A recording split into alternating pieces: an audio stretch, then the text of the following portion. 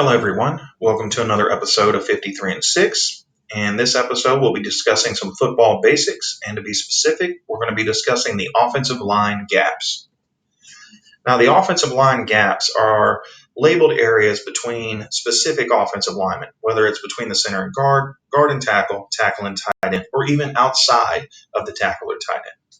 And what those gaps do is they help defenses stay in assigned areas for the defensive line and linebackers, the people in the box is who it affects, not the defensive backs, and allows them to make sure on their plays they have proper gap control, blitzes, and people are generally in the correct areas.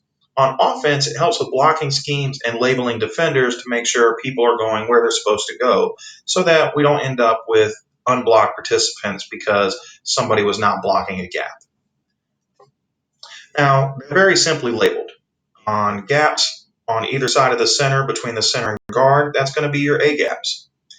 B gap is between the guard and tackle on each side.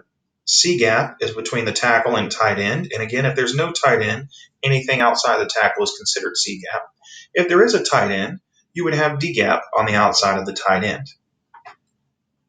Here's a look at it with live players. As you can see, this formation has two tight ends. There's an A gap on either side of the center. There's a B gap between the guard and tackles on each side. Between the tackle and tight end is a C gap, and again, if this tight end was not here, everything outside of here would be considered C gap. Same on the left. And then because there are tight ends, outside of the tight end is considered D gap on each side. Now, there's only one main fundamental difference on offense and defense, how they view the gaps. For the offense, they view gaps as play side and backside. Since they call the play, they know where it's going. So they would label things play side A, play side B, play side C, and play side D. Whereas gaps away from the play would be labeled backside A, backside B, backside C, and backside D.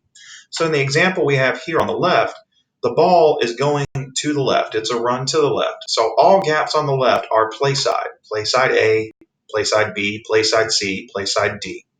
Everything on the back side of the center, away from the run, backside A, backside B, backside C, backside D. As you can see, this is just the inverse. It is a run play to the right. So everything on the right is play side, A, B, C, and D. And everything on the left is now backside because the run is going to the right. So the right is play side, the left is backside. Now the defense is a little different. They view things strong side and weak side.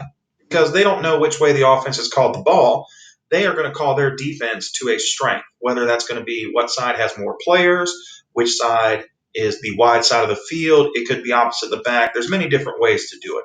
But in this example, we have 1, 2, 3 blockers, the guard, tackle, and tight end on one side of the center, whereas the other side only has a guard and tackle. So since there's more offensive players over here, we're going to say the defense has called this the strong side. They made a strong left call. So to the defense, this is strong A gap, strong B gap, strong C gap, strong D gap. And on the opposite side of the center, you have weak A gap, weak B gap, and weak C gap. Now again, because there's no tight end, everything outside of here is considered C gap. Over here is the inverse. There's a tight end on the right side of the defense, not on the left. So the right side is now the strong side, and the left side is the weak side.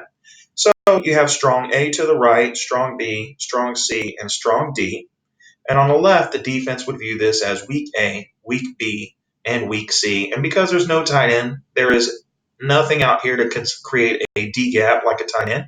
So this is all considered C gap on the weak side. So that's offensive gaps in a nutshell. Stay tuned for more football basics coming soon.